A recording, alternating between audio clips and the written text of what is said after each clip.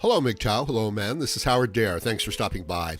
So, I want to talk about connecting the body and mind because have you ever noticed sometimes you're going to do something and you just don't feel right about it? You're a little nervous, you're not real sure, you're not real confident, and it doesn't turn out very well. Do you ever have that experience? I'm sure you have. Likewise, have you ever had the experience where whatever you were going to do, whatever problems were going to come your way, you knew that you were going to be able to deal with them effectively. And you did. And you had a good time. You got your work done, you got your job done, and you enjoyed yourself, being effective. Okay, I certainly have. And what I'm suggesting is that there is a state of mind, a connection between the mind and the body. And that if you can make that connection, that your actions, that your deeds will be purposeful and meaningful. But if you can't make that connection, your actions, your deeds will be meaningless. They will just be tired routine that you are going through day after day, and they won't really benefit you either, okay? And the thing is that I feel that most people are not connected in their body and their mind, that they're actually going in two separate directions. The body is doing one thing, the mind is doing something else. I also believe that this limits a person, that they're not going to be able to be effective if that's the way they're moving forward. I would go further. I would even say to you that in many cases, individuals intentionally disconnect the mind from the body because the experience is too painful. The thoughts are too painful. They actually become estranged from their own mind and from their own body. And you're thinking, well, where do they go? If they're not hanging out in their body and they're not hanging out in their mind, where are they at? They have to be somewhere. It's like, well, I don't know exactly where they are, but they're in some little tiny corner of their mind or in their body, And that's what it feels like too. So let's talk about connecting the mind and the body. Now, I remember once I was looking in the mirror and I wasn't looking too good. This was a while back. And I thought to myself, well, you don't look too good. But then I defended myself and I said, well, I may not look very good on the outside, but I'm really very strong on the inside. That's what I said to myself, looking in the mirror. And I figured that would be it, and then I would just walk away, right? And then I would be out of the eye shot of the mirror, and I would stop thinking about it. But I couldn't. I tried to walk away, and then I looked back at the mirror, and I said to myself, yeah, but if you're strong on the inside, why don't you look strong on the outside? And I don't know exactly what I said, but I tried to just justify, to rationalize the whole situation. I made another excuse, tried to walk away, but had to stop and said to myself, hey, if you are strong on the inside, you should look strong on the outside.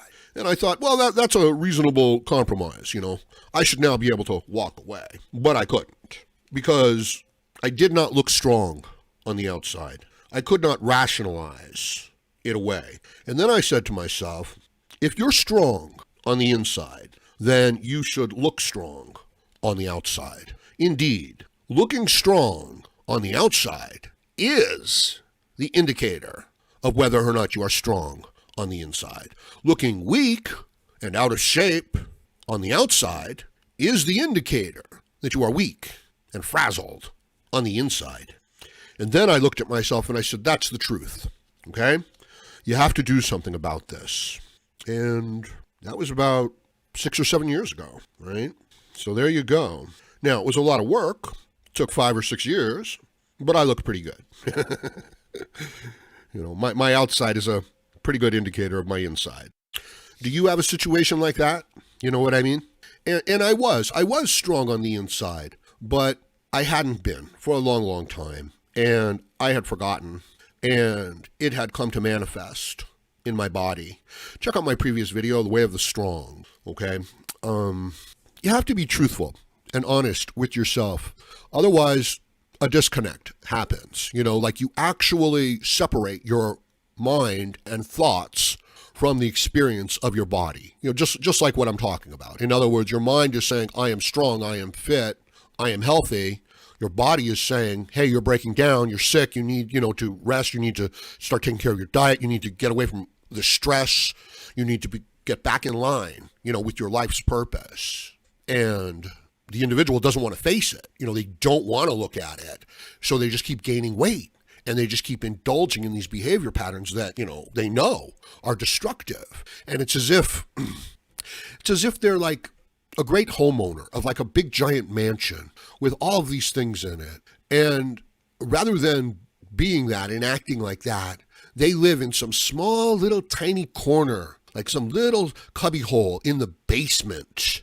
And they only partake of like crumbs that get dropped, and it's all theirs. You know what I mean? The entire mansion is theirs and everything in it is theirs, but they have to command it. You know what I mean? They have to be strong. They can't be like, it's not like it's theirs and they have servants. It's like it's theirs and they have to be in charge of it, right? And once they start acting in that way, then their actual body starts to firm up. You see what I'm saying? I've often, I've been getting at this, that there's a psychological, emotional component to your state of mind and well-being. I know that everybody thinks, oh, my state of being, my emotional, balance is determined by the events outside of me, right? But that's not entirely true, okay? Because you could be on a plane that's crashing and you could be screaming, for your life. Or you could be on a plane that's crashing and you could be, calmly praying to yourself, right? Or just basically trying to, send one or two last text messages. You could be in one of those critical situations and you could just panic and lose it. Or you could be in one of those critical situations and about to panic and you could say to yourself, hey, get a hold of yourself. Don't panic. Stay here. Stay calm, stay attentive, do what you can do in every, millionth of a second, all right? That's the way to go. Now, when you see somebody, they're all out of shape, they're sick, they're fat, they're frazzled, what's going on? Why isn't their mind and body connected? Why is there a disconnect? I've covered some of the reasons. It's an inconsistency. The mind and the body are not aligned. And it's not as simple, as just saying, this is the reality of the situation. This is truly where I'm at in life. And now I'm going to move forward from there. Okay. If you can do that, you've got a good chance of, to get things going in the right direction. But it's not that easy. I know. There could be people around you that are emotionally manipulating you, that, you are bonded to, and their view of the world has to become your view of the world. Otherwise, they're going to, attack you. And their view of the world is that they are nothing but their physical body. And their entire life is going to be spent in sort of like a denial of their mind and their thoughts. In other words, they're constantly going to be looking at themselves in the mirror and saying, I look like shit. And then they're going to say, yes, but I'm strong on the inside. And never are these two going to try to come together. So I want these two to come together. And you're going to have to be honest with yourself. You're going to have to put your feelings in some control. And I know that you have to do some things with your feelings, with your emotions, with your metabolism, that you don't think you can do. That's all there is to it. And you can do it, right? So it is a choice. So we're really talking about aligning your thoughts, logic, reason, your will, your hopes, your dreams, your highest ambitions, your virtue as to what you should be in life, what kind of a person you should be. We're talking about aligning those thoughts with your actions. Now, if you're dealing with somebody who is emotionally damaged and they want you to make their meals for them, that's the deal you've got, this is not going to work. Do you understand? You're going to be saying to yourself, I don't mind helping someone out, but I'm not this person's servant. I don't want to make them a meal. And they're saying, if you don't make me a meal, there's going to be an emotional hell to pay, right? If you don't make me a sandwich, I'm going to go hungry, and then there's going to be trouble, blah, blah, blah, blah, blah. So there you are saying, I don't think it's morally right that I should have to make a sandwich. Look, we're using the feminist argument. But I've got this other person who's going to, make my life miserable if I don't make them a sandwich. It'll be easier for me to make them the sandwich. than it will be to go through the abuse that they're going to give me for not making them the sandwich, even though. So the person drags their body. You know what I mean? They don't go and make a sandwich. They drag their body with their shoulders down.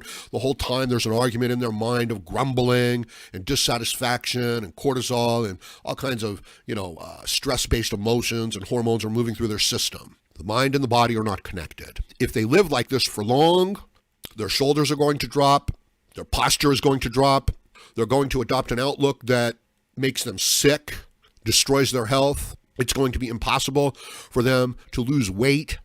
They're going to become physically ineffective. They're going to drag themselves from job to job, from chore to chore, with an argument in their mind all the time. Tell me if that sounds familiar. I'll bet it does. Okay, I don't mean to yell. I'll bet it does, okay, because I've experienced that. And it's like there's no way out of it.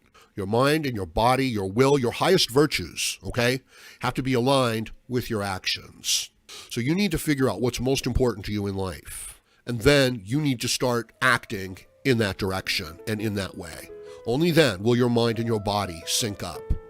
And only then will you be effective in your actions. And that's all I'm looking for. I'm looking for you to be strong and effective and enjoy your life. That's it. Okay, if we can get, one step in that direction from this video, we've accomplished everything we needed to accomplish in this video. Okay, I'm going to leave it at that for now. Let me know what you think about it in the comments section below. Please like, share, comment, subscribe, donate, and join me again, Howard Dare, as I plan to have more content for you. Thank you, MGTOW.